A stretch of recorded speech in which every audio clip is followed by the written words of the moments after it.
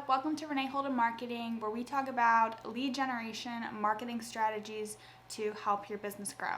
I'm Renee, I'm a marketing specialist, and today we're going to be talking about landing pages and the importance of landing pages for turning your audience into leads or customers. So you might be asking yourself, what is a landing page? How do I use a landing page? To put it simply, a landing page is a web page not linked on your website that is used by other sources of promotion and channels that you're using to promote your product or service. So, for example, a social media post, a digital ad, your email campaigns. These are all places outside of your website where you are trying to tell your audience about the value that you are offering them. So why would you choose a landing page over just another page on your website? If you're trying to draw in your audience from, let's say, LinkedIn advertising, then your audience isn't going to have the opportunity necessarily to browse your web page before they're trying to understand your offer or your value. So what a landing page does is kind of fill that transition between coming from a totally different website like LinkedIn or YouTube or wherever, or an email inbox, to the value of your product right away. So the landing page is a great transition page. It is meant to clearly state your value proposition to audience members who are trying to understand your value fairly quickly and coming from a totally different website. These could be totally cold leads, so you want to make sure you're being very clear about your value proposition and what your product or service is offering your audience. Okay, so let's talk about some of the most important features of landing pages that you need to know to help you create a landing page that results in your audience purchasing from you, subscribing from you, scheduling a meeting with you, whatever your call to action is. These are important to note for getting your conversion. So the first is you want to create a landing page for each buyer persona that you are messaging to. So for example, if you have different messaging for students than you do for people in the workforce, make sure that's clear in your messaging, different age groups, people in different industries.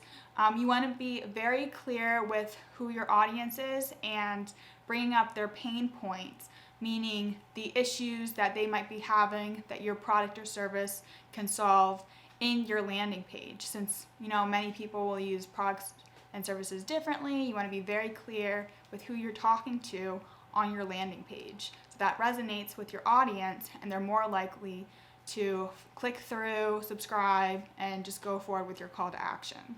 How many landing pages do you need? It really depends on how many different channels you're promoting your product or service on and how many different audiences or buyer personas you're trying to talk to.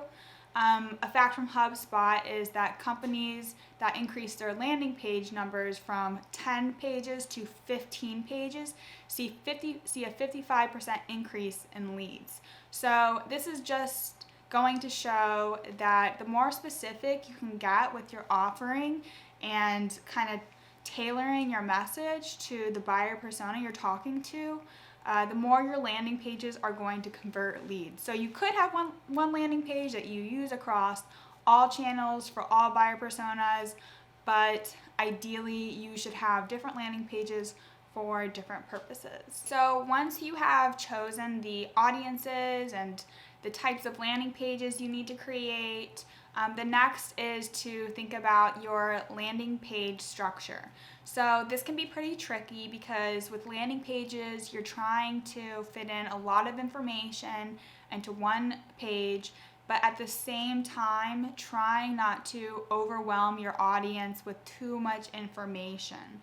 So having large blocks of text can really turn people away, and generally people end up skimming these anyway. So it's important to make your message short, clear, and concise. Okay, so there are three main elements of a landing page that you need to pay kind of closer attention to. The first being your headline. If someone reads your headline, they are 90% more likely to also read your call to action. So it's important that you have an attention-grabbing headline that also clearly states the value that you are offering your customer or your audience. Some value-oriented subject lines probably hit on some of the biggest pain points most people deal with. So that could be maybe saving money, saving time, simplifying a task that everyone has to do. Maybe your product or service offers to do a task that maybe people would like someone else to do, and you can save them time with that. So just thinking about kind of the main value that you're offering your audience and putting that in a clear and concise way in your headline. Your copy is another part of your landing page you need to pay close attention to. So again, you don't want to have a ton of text, big blocks of text especially. Of course, you want to be very value oriented with your copy. So being really clear about A, what the value is, how you deliver that value, and B, if you can provide examples, link to case studies that you have, customer testimonials. That is a really great way to draw people in, is with social proof.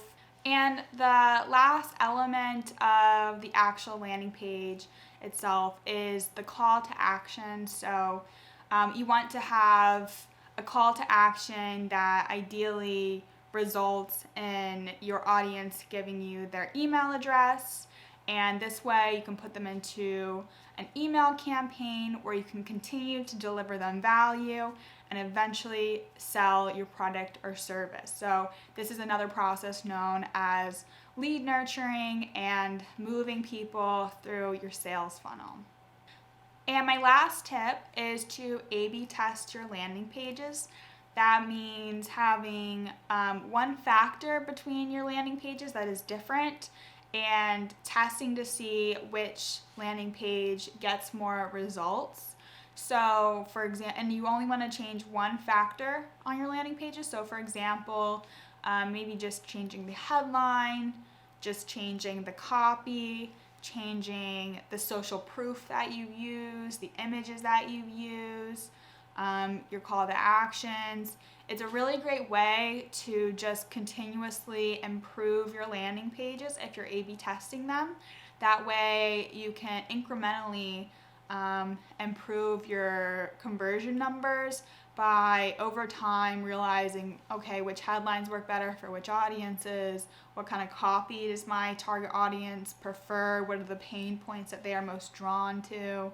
So for example, you might have a landing page that is talking about how your product or service can save people money, that is the main headline, and then another landing page that is all the same but maybe talking more focus on how it saves time, and then splitting your email audience or sending out to social media campaigns and seeing, does my audience prefer content about saving money, or do they prefer content about saving time, and seeing which of those landing pages does the best, and then from there kind of having a better understanding of what types of content your audience prefers and will click on. Okay, so those are my tips for creating a great landing page. So just to summarize, create a landing page for every buyer persona and different channels. The more landing pages you have that are tailored to your audience, the better that they will perform, and you will see that in your click-through rates and your conversion numbers. So creating landing pages for your buyer persona. Next is looking at each element of the landing page structure. So that's going to include having a catchy and value-oriented headline, having copy that is value oriented and clear and concise. So short, easily skimmable. If I have 10 seconds to look at it, I can quickly understand what your value proposition is and who it is for. And then paying attention to your call to action. Is this call to action for a cold lead in your audience, or is it for a warmer lead that's been in your email campaign for a long time and maybe trying to sell up to them? And then if you're creating landing pages for a totally cold audience, the main goal it should be to get an email address more than to get them to buy from you right at this minute, because we want to warm up our audience. We want to make sure that it's a right fit, and kind of maybe email and talk to them a little bit before we ask them to buy. And then the last element of creating successful landing pages is, of course, to A/B test your landing pages. So that just means changing one element of your landing page, splitting your audience, and sending out 2 different landing pages to your audience to see which performs better. And whichever one performs better, you can take that lesson and go forward from there. Okay, so that is it. If you're interested in learning more about landing pages and how to create landing pages that convert, I have a blog post called 3 Elements of Landing Pages That Convert Your Audience, and that's going to be down in the description. Also, that is on reneeholden.com, which is my website, which has lots more blog posts you can look at in regards to lead generation marketing and how to move your audience through a sales funnel. So check that out and subscribe if you're interested in more. Bye.